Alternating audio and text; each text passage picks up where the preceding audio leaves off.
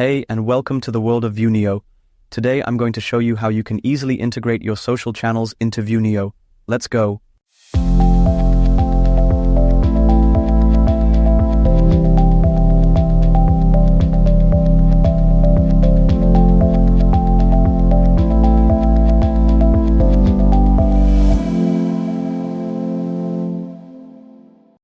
We are now in the viewneo dashboard. Now click on the plugin tab on the left.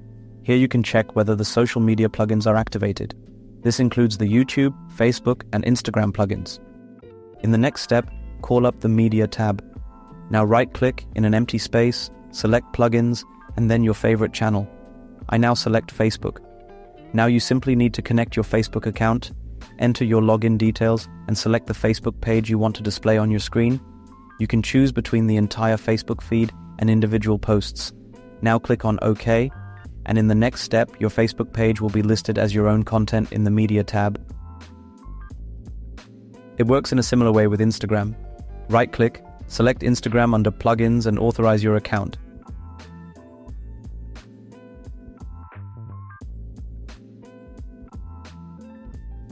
Now you can assign a name, change the display style and adjust the colors.